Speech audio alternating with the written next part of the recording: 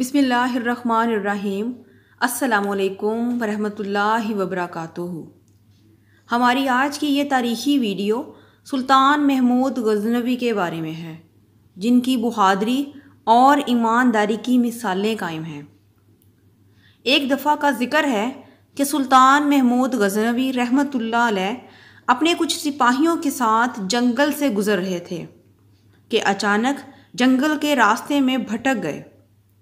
سورج تیزی سے ڈھل رہا تھا اور سلطان جنگل میں راستہ تلاش کرنے میں مصروف تھے کہ ان کی نظر ایک ہندو شہزادی پر پڑی جو اپنی کنیز کے ساتھ تھی، اور وہ دونوں بے خبر دریا کے کنارے پاؤں ڈبو کر بیٹھی تھی کہ اچانک ان کے پیچھے ایک جنگلی ریچھ آ گیا، یہاں تک کہ سلطان کا تیر اس کے حلق سے آر پار ہوتا وہ ریچھ شہزادی کی کنیز کو ایک ہاتھ کے پنجے سے ضرب دے چکا تھا۔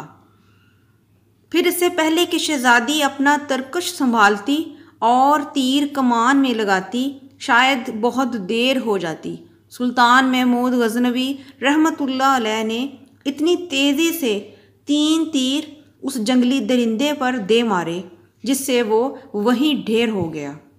شہزادی یہ بات اچھی طرح جانتی تھی کہ اس طرح کی مہارت اور بہادری کا مظاہرہ کوئی جنگجو سپہ سالار ہی کر سکتا ہے۔ ہندو شہزادی سلطان کی طرف متوجہ ہوئی اور اظہار تشکر کے لیے اپنا تعارف کرواتے ہوئے بولی کہ میرا نام سمرتی ہے اور میں جے پور ریاست کے راجا کی اکلوتی بیٹی ہوں۔ میری جان بچانے کا شکریہ، میں تمہیں اپنے پتا سے کہہ کر فوج میں اعلیٰ عہدے پر فائز کرواؤں گی۔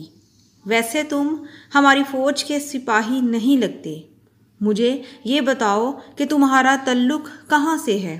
ہندو شہزادی شاید یہ نہیں جانتی تھی کہ اس کے سامنے کوئی معمولی سپاہی نہیں بلکہ اس وقت کے سب سے طاقتور اسلامی لشکر کے اعلیٰ سربراہ سلطان محمود غزنوی ہیں، جن کے نام سے ہی راجاؤں کے حلق خشک ہو جاتے ہیں۔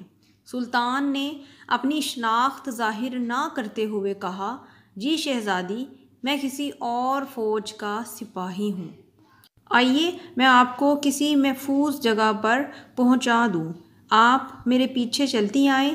اندھیرا بڑھتا جا رہا ہے اور اگر ہمیں راستہ نہ ملا تو شاید اسی جنگل میں رات بسر کرنی پڑے گی۔ شہزادی سمرتی جان چکی تھی کہ یہ شخص لالچ اور خوف سے پاک ہے۔ وہ سلطان محمود کی نظروں میں حیا دیکھ کر خود کو محفوظ محسوس کر رہی تھی۔ جنگل کی خاردار جھاڑیوں کی وجہ سے شہزادی کا پیراہن مختلف جگہوں سے زخمی ہو چکا تھا۔ شہزادی تھکاوٹ سے چور چور ہو چکی تھی۔ سلطان نے شہزادی کو درختوں کی اوٹ میں ایک پتھر کی طرف اشارہ کرتے ہوئے کہا، شہزادی آپ ادھر آرام کر لیں، کیونکہ رات کی تاریکی بڑھ رہی ہے اور اندھیرے میں مزید سفر کرنا بہت مشکل ہوگا۔ صبح سویرے نکلیں گے تو یقیناً میں آپ کو کسی محفوظ مقام پر پہنچا دوں گا۔ سمرتی کے پاس سلطان پر اعتماد کرنے کے علاوہ اور کوئی راستہ نہ تھا۔ سلطان نے محسوس کیا کہ شہزادی اپنے بیش قیمت باریک لباس میں جنگل کی ٹھنڈی رات شاید نہ گزار سکیں، اس لیے سلطان محمود نے اپنی موٹی چادر شہزادی کو دے دی اور معنی خیز نظروں سے شہزادی کو دیکھا، جیسے کہہ رہے ہوں کہ یہ چادر اوڑھ لیں۔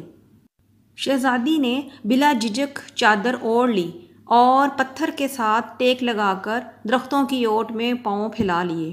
شہزادی کی نظریں مسلسل سلطان کے چہرے پر جمی ہوئی تھیں، لیکن سلطان محمود غزنوی اپنی نظریں جھکائے آگ جلانے کی کوشش کر رہے تھے۔ بالآخر آگ جل گئی۔ اس کی روشنی میں سلطان کا نورانی وجاہت والا چہرہ چمک رہا تھا۔ پھر آپ نے مٹی سے تیمم کیا اور نماز پڑھنے لگے۔ یہ منظر دیکھ کر شہزادی کو ایک جھٹکا لگا کہ یہ سپاہی تو مسلمان لگتے ہیں، اور یہ سوچتے ہوئے کانپنے لگی کہ کہیں یہ سپاہی غزنی کے لشکر سے تو نہیں، کیونکہ وہ تو لٹیرے ہیں، گائیں بھینس بکری سب کا ماंس کھاتے ہیں، یہ تو مجھے زندہ نہیں چھوڑیں گے۔ لیکن اگلے ہی لمحے شہزادی یہ سوچ کر پرسکون ہو گئی کہ یہ آدمی اگر شفاق اور ظالم ہوتا تو مجھے ریچھ سے نہ بچاتا۔ سمرتی پھر سے اطمینان اور یقین محسوس کرنے لگی اور پوری طرح سے مطمئن ہو گئی۔ سلطان نماز کے بعد دعا کرتے وقت زاروں کی طار رونے لگے۔ روتے روتے سلطان نے اپنے خنجر کی نوک اپنے پاؤں کے انگوٹھے پر رکھ کر اس کو دبا دیا۔ شہزادی دیکھتی رہی اور اس بات سے حیران بھی تھی کہ یہ جوان مرد مجھ سے گفتگو بھی نہیں کر رہا اور اپنی عبادت میں مصروف ہے۔ جب صبح ہوئی، سلطان نے شہزادی سے کہا، اب ہمیں نکلنا چاہیے۔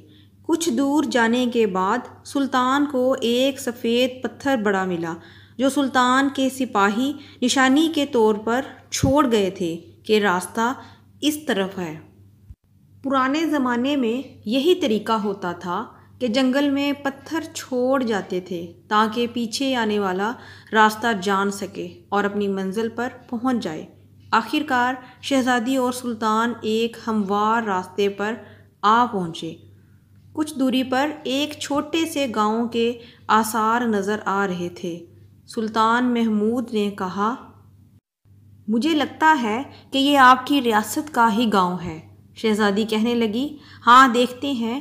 گاؤں پہنچنے کے بعد شہزادی نے گاؤں کے مکھیا کو بلوایا اور وہ اپنے کچھ ساتھیوں سمیت حاضر ہوا۔ شہزادی نے اس کو حکم دیا کہ ہمیں 2 تیز رفتار گھوڑے دیے جائیں اور کچھ خشک اناج اس سپاہی کو دیا جائے۔ پھر شہزادی نے سلطان سے کہا کہ اجنبی، مجھے اس بات کی بہت حیرت ہوئی کہ آخر تم کس مٹی کے بنے ہو؟ ساری رات تم اپنے خنجر سے زخم کریدتے رہے اور میری طرف توجہ ہی نہ دی۔ میری جان بچانے کے بدلے میں تم میرے ساتھ محل چلو، ہم تمہیں انعام و اکرام سے بھر دیں گے۔ اس بات کو نظر انداز کرتے ہوئے سلطان محمود گھوڑے پر سوار ہوئے اور شہزادی سے کہا کہ شہزادی صاحبہ، زخم اس لیے کریدتا رہا کہ آپ کا حسن میرے ایمان کو زر نہ پہنچائے اور میری توجہ میرے درد کی طرف رہے، نہ کہ آپ کی طرف بڑھے۔ شہزادی نے جواب دیا کہ کیا تمہیں یہ موقع گنوانا چاہیے تھا؟ کیونکہ لوگ تو ہم سے خلوت میں ملاقات کرنے کے لیے اپنی ریاستیں دستبردار کرنے کو تیار ہیں۔ تو جواب میں سلطان نے کہا کہ شہزادی، میں مسلمان ہوں اور حضرت محمد مصطفیٰ صلی اللہ علیہ وآلہ وسلم کا غلام ہوں۔ میری نظر آپ کے جسم پر نہیں بلکہ خود میری اپنی روح پر تھی۔ شاید میرے جسم سے گناہ کا داغ دھل جاتا، لیکن مجھے یہ منظور نہ تھا کہ اپنی روح پر گناہ کا داغ لے کر اپنے نبی پاک صلی اللہ علیہ وآلہ وسلم کے سامنے پیش ہوتا، کیونکہ الحمدللہ میں ایک سچا اور پکا مسلمان ہوں۔ شہزادی ان کی اپنے مذہب کے ساتھ محبت اور وفاداری کو دیکھ کر بے حد متاثر ہوئی اور ان کا دل اس اجنبی کے مذہب اور زندگی میں شامل ہونے کو بے قرار ہو گیا۔ پھر شہزادی کہنے لگی کہ جاتے جاتے اپنا اور اپنی فوج کا نام تو بتاتے جائیں تاکہ ہم زندگی بھر آپ کے نام کو یاد رکھیں۔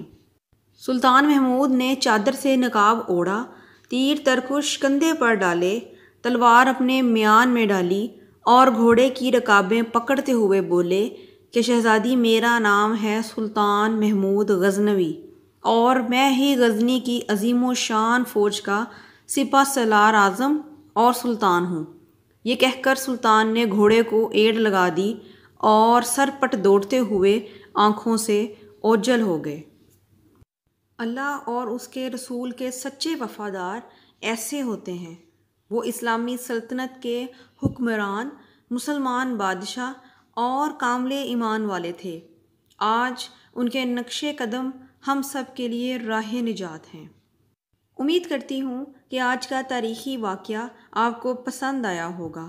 ویڈیو پسند آئے تو کمنٹ باکس میں اپنی قیمتی رائے کا اظہار کریں اور اس طرح کی نئی آنے والی ویڈیوز دیکھنے کے لیے میرے چینل کو سبسکرائب کر دیں۔ شکریہ۔